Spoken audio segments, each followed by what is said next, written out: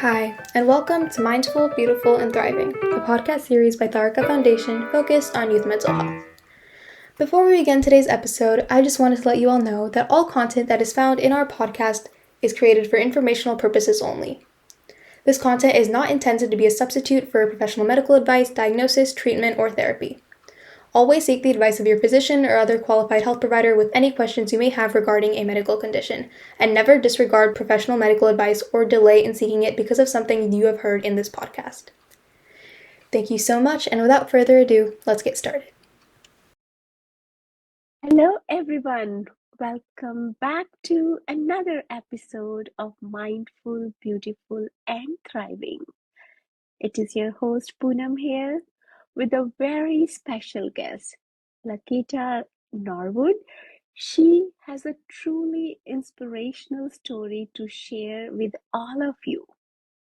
I requested her to join us today and share her journey of becoming mindful, beautiful, not only inside but outside. And now she is thriving, loving what she's doing. And I'm so glad she is here with us sharing her story. Welcome, Lakita. So, before I ask you more questions, please introduce yourself and tell us what are you doing currently? Okay, thank you so much, Punam. As you could tell, I was so excited. So, you are absolutely amazing. I truly just want to be showing gratitude for the opportunity to be here on your show and to connect with your audience. So, hello, everyone. I am Laketa Norwood. I've been married for 3 wonderful years to an incredible poet, wordsmith, and drummer. And I am a stepmother to a loving 11-year-old who is all about gaming, virtual reality, and basketball. So I'm grateful for my family.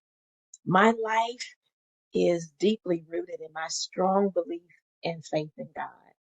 I'm incredibly passionate about bringing people from all walks of life together and igniting positive change in their lives. And this passion alone has allowed me to take on many roles. I'm a tech enthusiast in the field of business analytics and data analytics, a financial educator, a motivational speaker, an education counselor, a vocalist, an entertainer.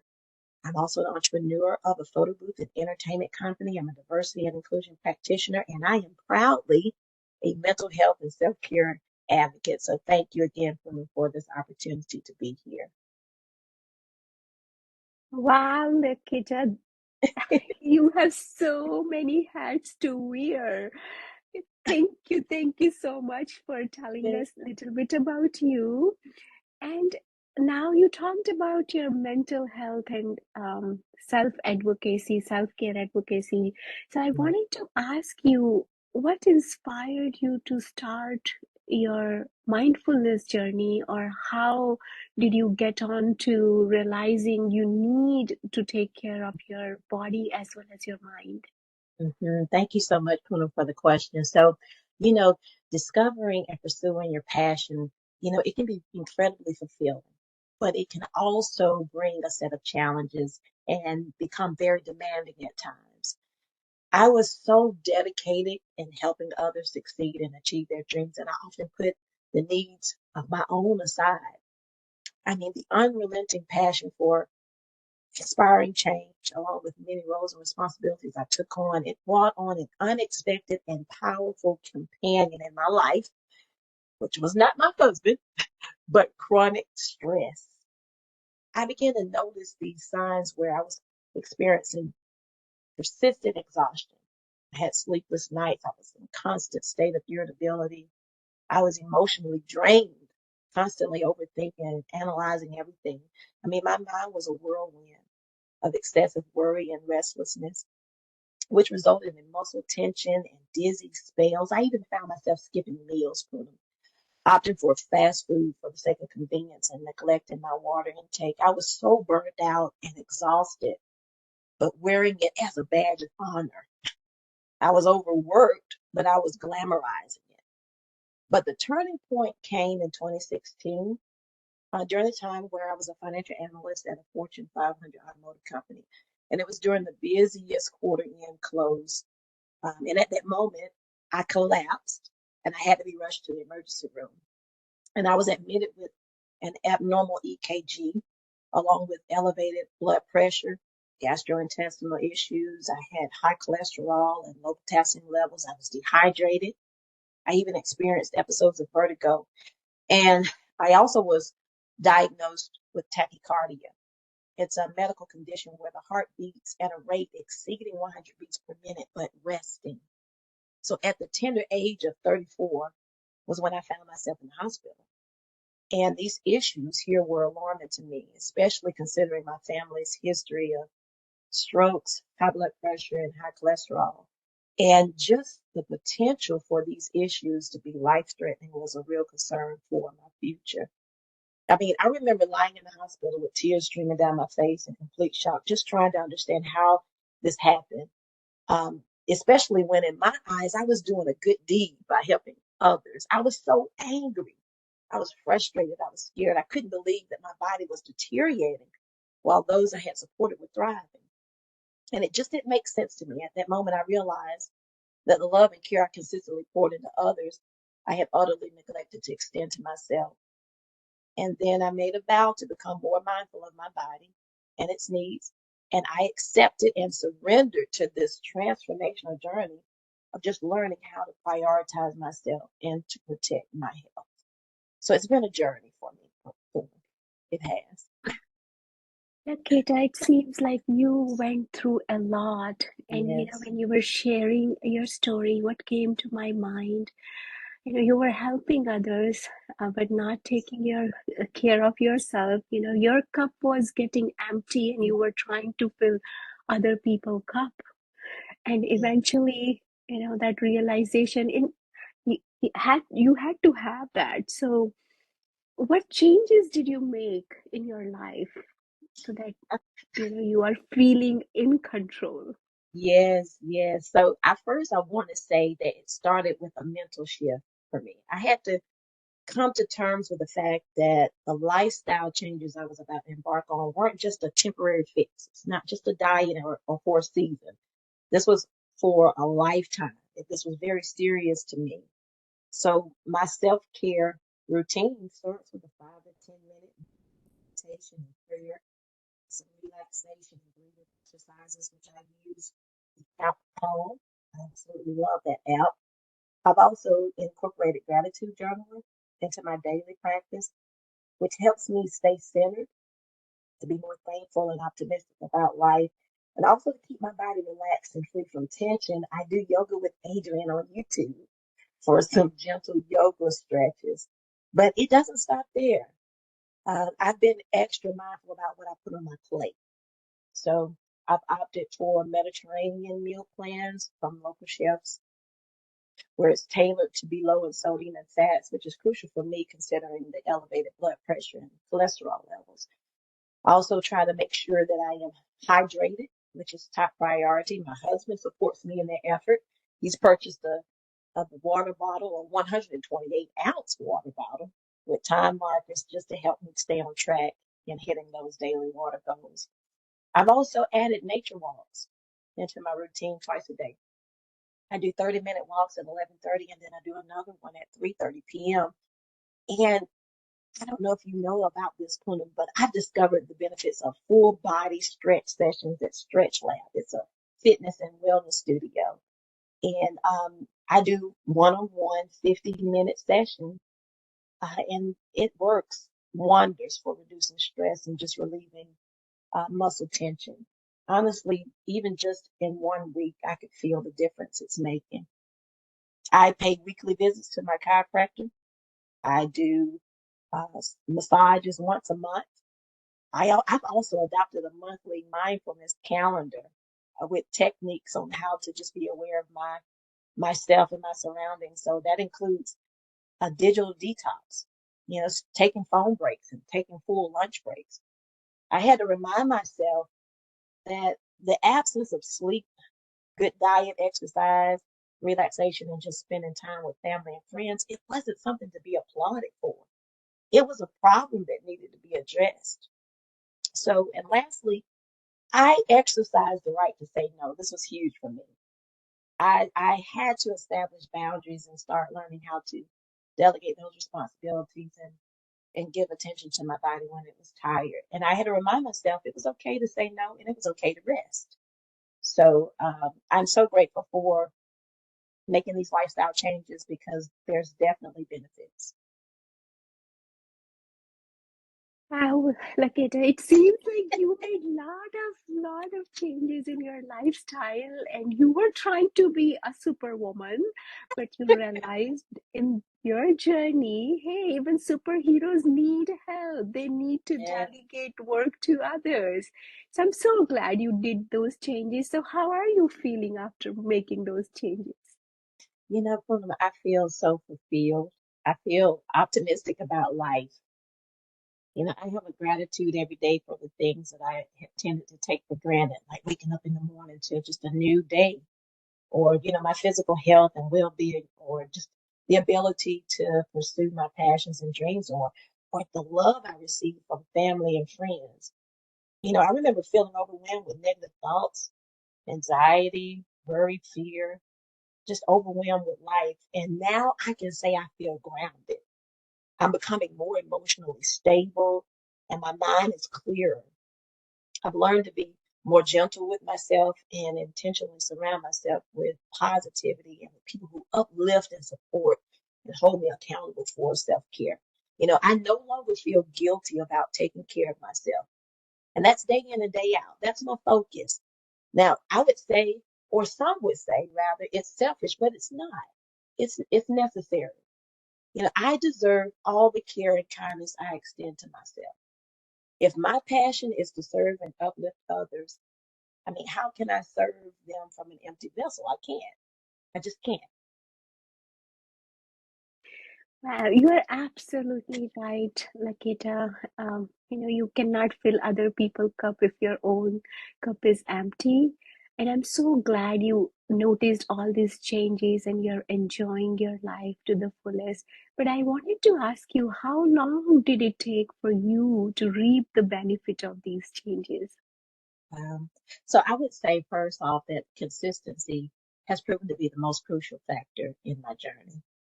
There was a point when I deviated from those daily self care routines, but once I truly committed to the plan, I began to notice positive changes. So within 3 to 4 months of just eating healthy consistently, I started losing weight, close to like 15 pounds. And then in just a few weeks of dedicating 5 to 10 minutes a day to meditation, I noticed stress levels just lowering and not overreacting so quickly to situations. And my focus was improved and my mental state was clearer. It's truly remarkable how immediately after meditation, I would feel such an overwhelming sense of peace and calm by simply just focusing on my breath and detaching from the distractions around me. I could feel the heart palpitations subside. It's just amazing how the body works and how it can serve you if you're willing to nourish it. It can really serve you well. Absolutely. I think these things that love, peace, happiness is within us, but we sometimes are running so fast and we forget to connect with our own self. Mm, And as you mentioned, that 5, 10 minute of that connection with your own self made so much wonderful experiences for you. And you yes, mentioned about the gratitude, and I know science has also proven if you have that attitude of gratitude, you cannot focus on negativity. So tell me more how this attitude of gratitude helped you in your journey. absolutely, absolutely. So, really following my hospitalization, I realized that seeking counseling was a necessary step for my well being, especially dealing with anxiety and constant stress. I needed coping skills. I needed ways to process my emotions and my feelings. And my counselor made a suggestion. She said, write down your thoughts for a month. And I said, write down my thoughts? It didn't make sense to me at the time, but little did I realize that she had already picked up on a recurring pattern during one of our one-on-one sessions. And as I started jotting down my thoughts and emotions, it became clear that negativity had taken root within me. I found myself obsessing over my circumstances and just harboring frustration towards my own body. Those dizzy spells of lightheadedness and heart palpitations, elevated cholesterol levels, and the whole span. I was experiencing self criticism. I did not appreciate my body. I had treated it with unkindness, neglecting its needs and desires while saying yes to everyone else. And this was a revelation for me. I was essentially subjecting myself to the very thing I despised in others being ignored or overlooked. And when I shared these feelings with my counselor, she recommended I start a gratitude journal then, where I would specifically focus on what I was thankful for about my body and my life. And let me tell you, this was an emotional journey for me. I had a heartfelt conversation with my body, apologizing and expressing just how much I loved it and how I was committed to treating it with kindness and appreciation, just acknowledging its needs. And this was the catalyst for my daily self-care routines, which included keeping up with my physical checkups and my medical care. And let's not forget the power of positive self-talk and affirmations, where I would look in the mirror and I would repeat things like, I am more than enough. I am kind to myself. I am loved. I am healthy. I am grateful. I am beautiful. I deserve to be happy. And this transformation just unfolded. It felt as if my body responded with a huge thank you. It embraced me with so much love and it reciprocated the care that I was giving it.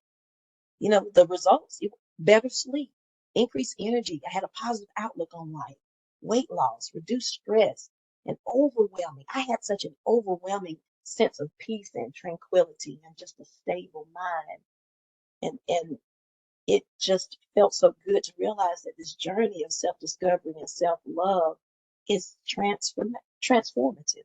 It was transformative, and I'm grateful. I'm also grateful to you, Laketa, for sharing such a beautiful story and that importance of self-love, self-acceptance, self-care.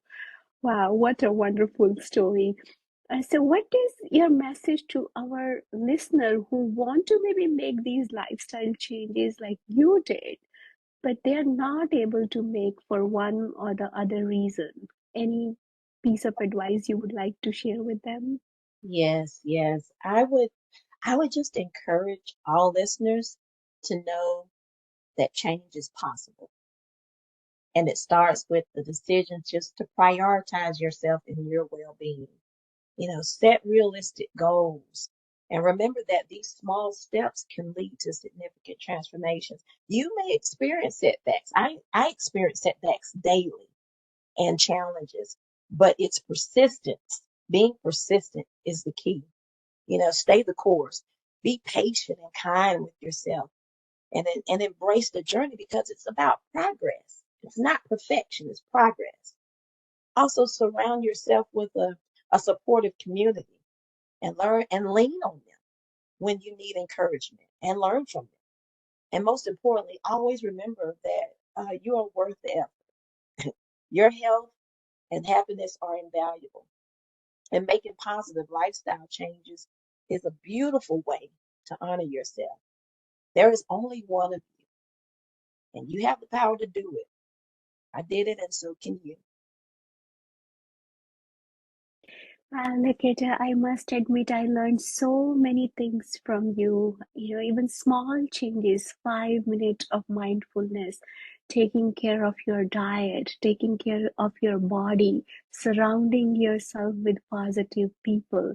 If you're making all these small, small changes, life can be beautiful. You can enjoy to the fullest. I'm so grateful to you for sharing your story and taking time with us.